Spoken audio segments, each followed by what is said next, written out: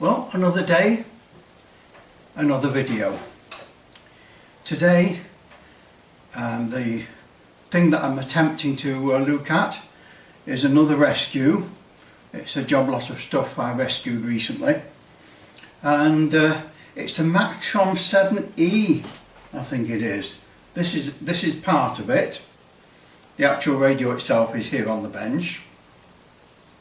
A Maxon 7E, which I tend to think of as the old Radio Rescue. You're supposed to carry it in the boot of your car in a small little box, and if you broke down you could plug it in your cigar lighter and call for help. There was versions that had a self-contained battery pack as well. It had a telescopic aerial with a mag mount, or you could screw the telescopic aerial straight onto it. Also available was this aerial, the rubber duck aerial. I don't suppose this would be as efficient as the telescopic, but it was a lot more convenient. So that's what I'm going to look at today. See if we can bring it back to life. It's like a few of these rescued things, it's had a hard life, it's been battered about a bit, but we'll have a go. See if we can bring it back to life. It's going to be a bit of fun. I've got it rigged up partially on my test bench at the moment to see what I can do with it. And the first test I'm going to do with it, like with all these radios, is the voltage controlled oscillator.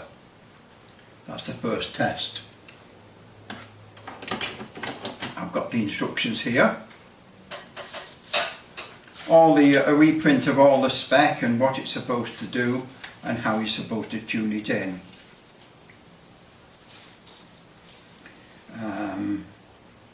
Well, it does get a bit complicated, but the main thing to do initially is to make sure that the voltage controlled oscillator is working properly, because that's what controls all the channels.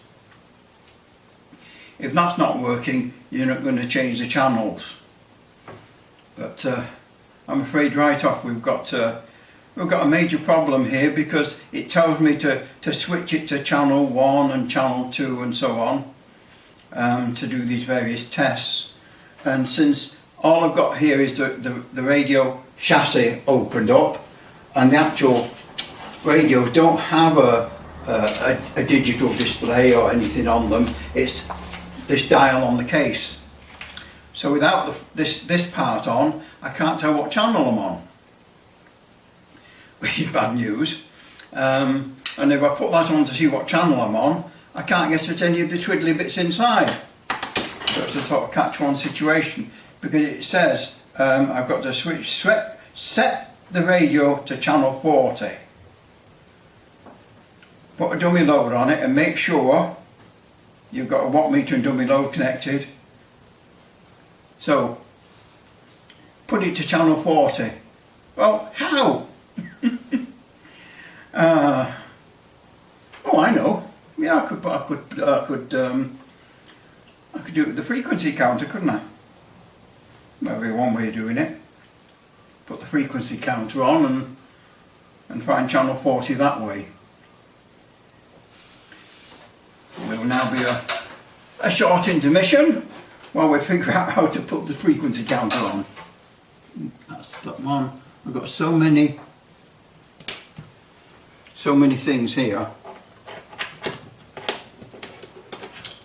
to connect up.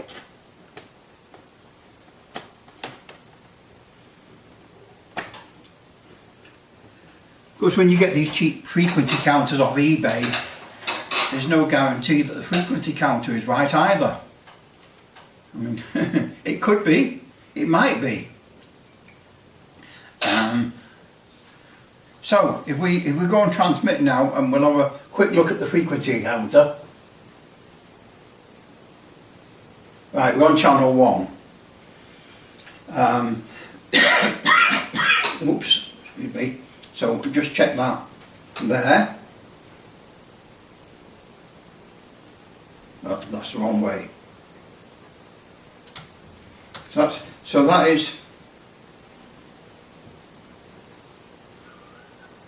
that's channel 40. So we know where we are now. And say the voltage control oscillator is an important thing, because in the old-fashioned radios, if you've ever opened a really old one up, they had a thing called a variable capacitor, which was like an aluminium device, veins of metal, flat sheets of metal, and they intertwined, and as you turn the knob, they would intertwine like that. And as two pieces of metal get closer together, the value of capacitance between them is bigger. So little capacitance, they're hardly touching, and as the two veins mesh more, it becomes a bigger capacitance. Now that's how you tuned in the old-fashioned radios. Now the modern ones like this, you tune things with a variable capacity diode, and that works by applying more or less voltage to the diode. But you have to set the voltages, because nothing is perfect in this world. So you get a variable capacitance diode, and as you increase the voltage, the capacitance will change. Decrease the voltage, it changes, but it's only level and straight over a certain voltage range. When you go below a certain voltage or go above a certain voltage, it stops working properly, because if you were to draw it on a graph, you'd see like a letter S like this, and so at the top and bottom of the range you've got this funny shape, and then you've got the slope like that. So that is the operating region you want to be in with your voltage, which will be something like between, say, 1 volt and 5 volts, something like that. And so you have to make sure that the voltages that you're applying to the voltage controlled oscillator lies between the figures they tell you, which is the figure where it's level, so that if you go up a little bit, it can change capacity a little bit. Otherwise, if you get too high a voltage or too low a voltage, it goes on the creek and you lose your effectiveness. So they'll tell us here what it should be. Set the radio to channel 1 and receive. Check to see the voltage is between 1 to 2 volts. So channel 1, where are we now? That's channel 40.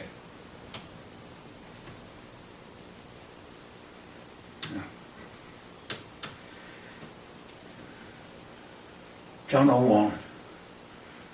It's pretty close to frequency, this radio, 27.60124, and it should be 601.245. So, oh, it's so close to the right frequency, it's ridiculous. I've not seen anything that accurate. That's really amazing. That doesn't need touching at all, really. It's just so spot on.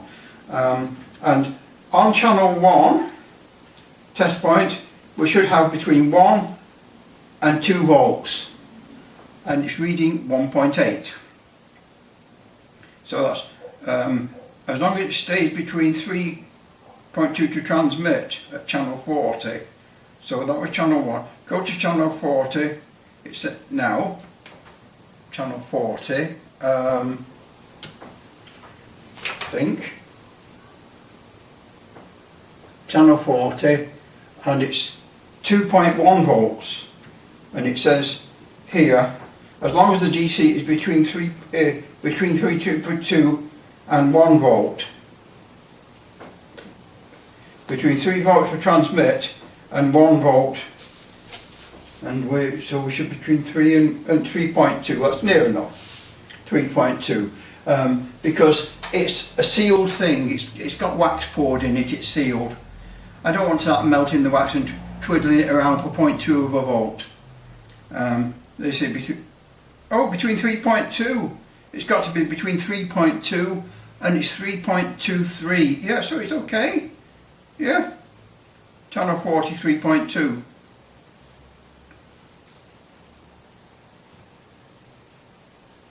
And 2.1. So that's alright. Can leave that well alone. I don't need to interfere with it. That is what it's supposed to be according to their instructions. Incidentally, the test point on this radio is a little bit harder to find than on the others we've been doing. The test point on this is you clip your lead on the top of a particular resistor. You have to refer to the circuit diagram and connect your test point on that resistor. So we've clipped it on and we're getting a nice reading, so that's that. And I can't get over how accurate the frequency is. Let's go to channel 20. Where are we?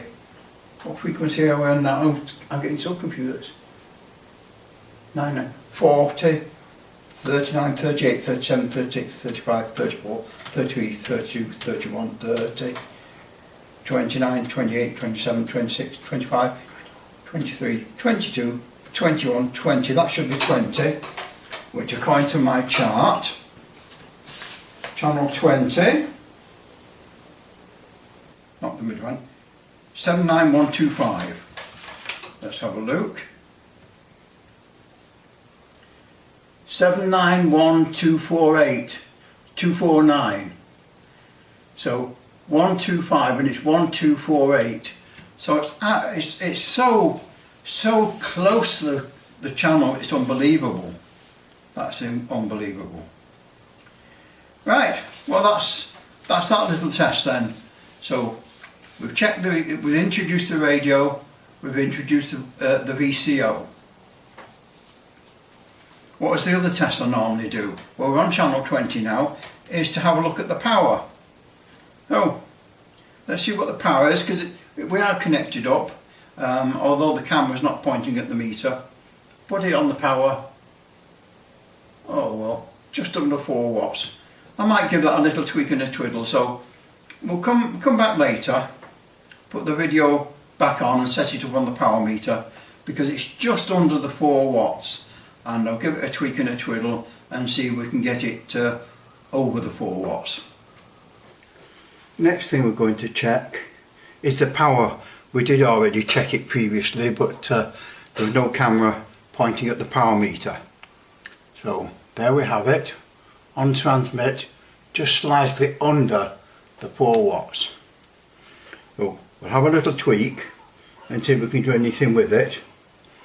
There's really not much to tweak on these radios, but we'll have a little go. I need more hands than I've got really. Put that on there.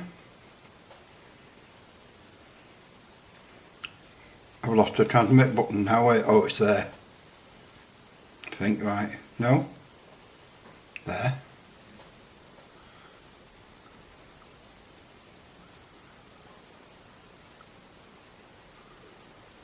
No obvious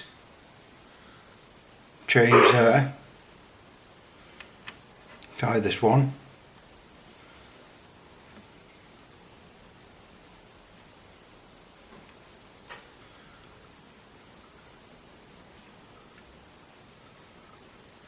Nothing dramatic. Try this one.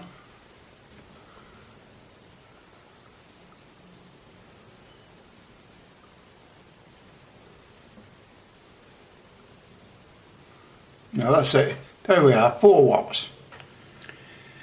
So that's the best we can do with it. 4 watts on transmit. So no problem there. That's a matter of interest, since we happen to have the other radio turned on. Here we go.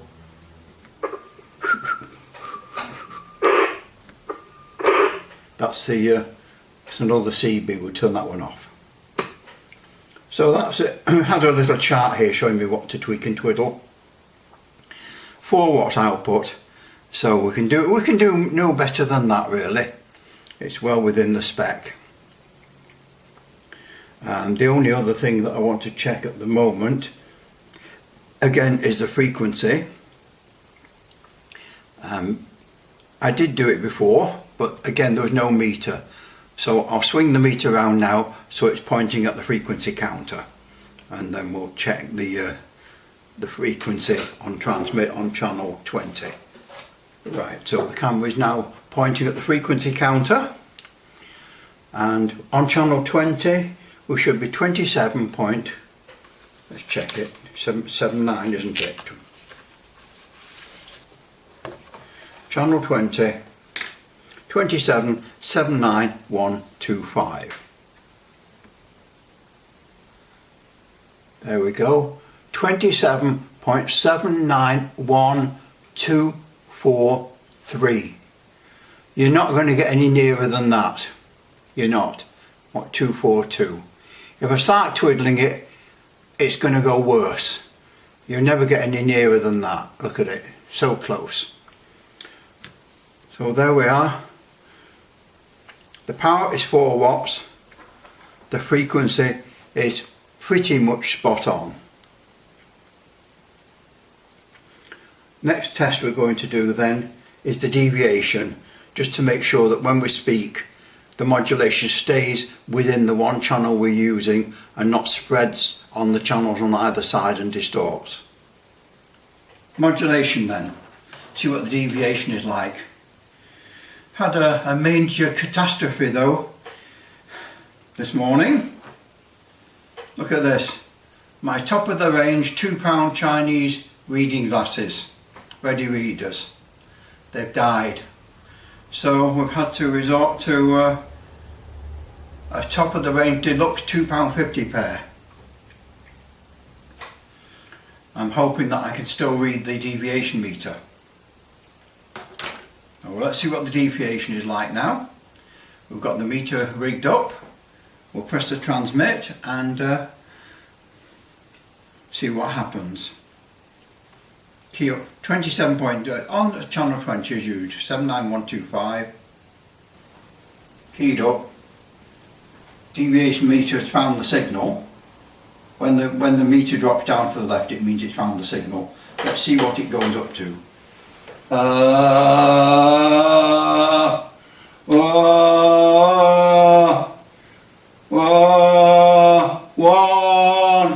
Well, it's going up to the 2. Shall we see if we can just get a little tiny little bit more? Where is the deviation control on this radio? Down there. Way down there. Can we get to it easily? Deviation. Frequency 3. I don't know. Not sure whether we can even get to it.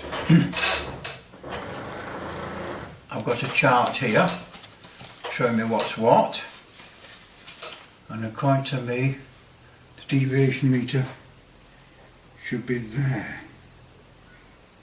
And what's the other one? That's a squelch.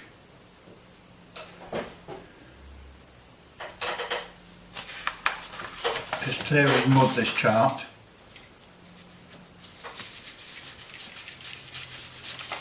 Clear as mud. Need me other glasses. Need the old faithful glasses. Ah, that's the deviation. It's hidden. It's hidden. They've hidden it under the channel switch just to make life difficult. I don't know if we could even get into it.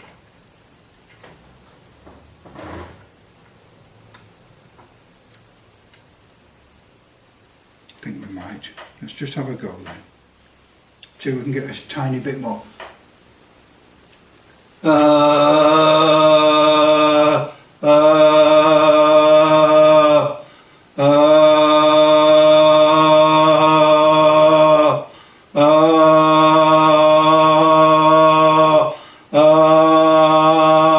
They are. We've got that up slightly. Got it up from 2K to 2.5K. So there we go. Pretty much ideal. So we've got the deviation sorted out, we've got the frequency sorted out. We've done everything on transmit now. So the next thing we're going to do is tackle the receive side. And that'll be a bit of serious tweaking and twiddling with the signal generator and cyanide meter. And somebody did ask me what is the purpose of a signal generator after my other little video showing that Chinese Chinese junk, and so we'll go into that and see. Okay, let's get ourselves up set up now to monitor the receive side. Right, well, this is the last of the receive bits with this little radio with this Maxon 7E. I don't suppose you can see it now with the angle of the camera. I've had to move the camera around a little bit. But the last thing to do was to put it on the signal generator and check the receive side. And somebody did ask me earlier what was the signal generator all about. Well, there's all kinds of signal generators. This is the little Chinese one which I was messing about with the other day. This one, you remember. And it's alright. I mean, I know I make fun of it, but it was a bit temperamental getting it to switch on. But once it was actually switched on, apart from the times when it does occasionally crash, but if it doesn't crash and you get it to switch on, it's a handy little device. And the whole point of a signal generator, and behind us we have a more professional model, is that it just transmits on the channel. So you set it up on channel 20, 19 or whatever you're working on, set the signal generator on that channel and set it to transmit a signal. Can be AM or FM or whatever, depending on what the radio is you're working on. And so it gives you a nice strong signal to work on, which you can hear on the radio. And the point is with the signal generator, then there's our signal. We can make the signal weaker and weaker, so we can give the radio a nice strength 9 signal and turn all the internal adjustments to peak the reading on S9, and then you can, with the signal generator, you can slowly make the signal weaker. So we can turn various knobs to make the signal weaker and weaker and weaker. So if we turn the knobs here, the signal has gone weaker, and now we can try and peak the adjustments again to try and get a good signal while it's weaker. You can get it while it's strong. We can work with a strong signal like that, and we can tweak everything so it is best.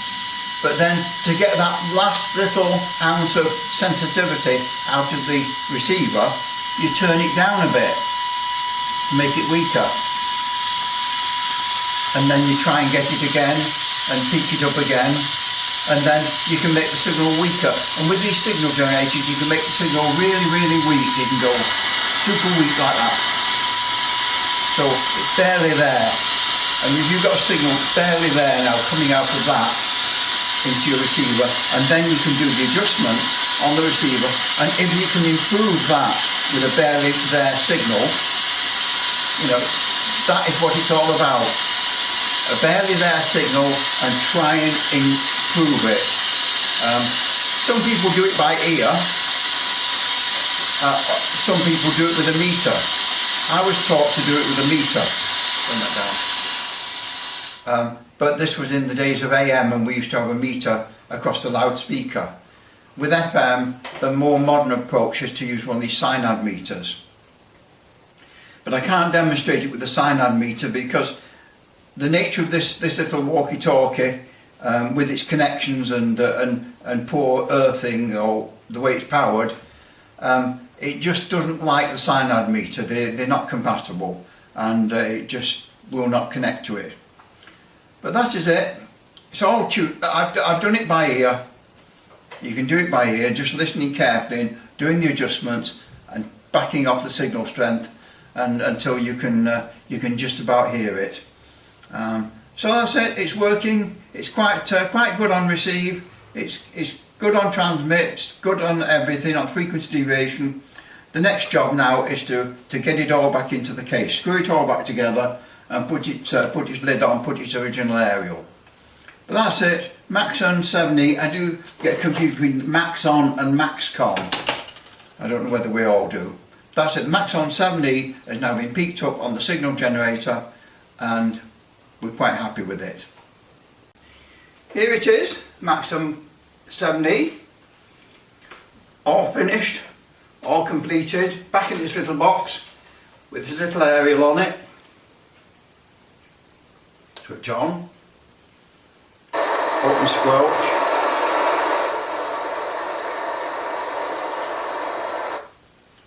close squelch, put it on channel 20. So it's doing everything it should. Put it on transmit. Feedback, what do you expect? 1, 2, 3, 4, 5, 5, 4, 3, 2, 1. So, yeah, it's transmitting. And of course it's receiving. Well, turn it up a bit now.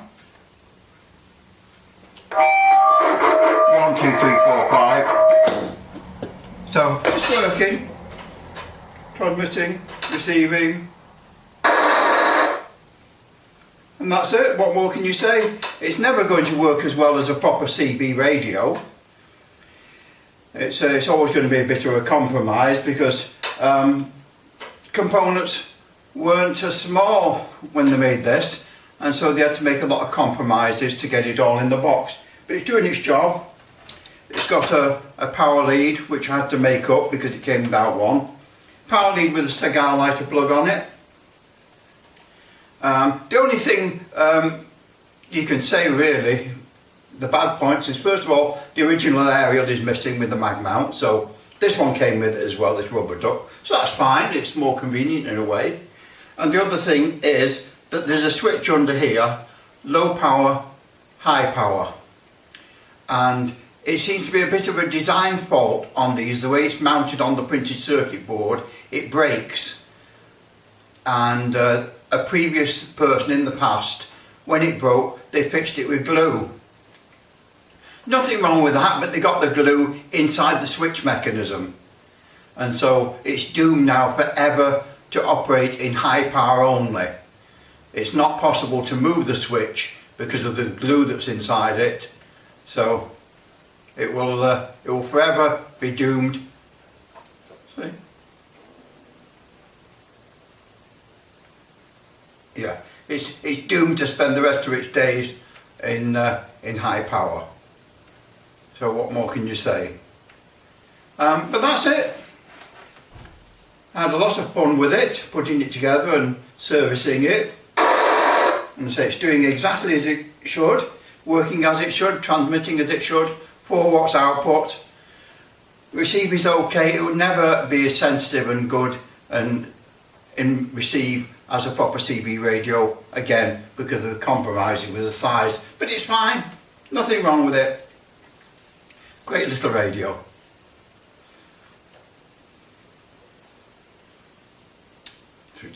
Switch it off and put it away now. Enjoy playing with it. Thanks for watching.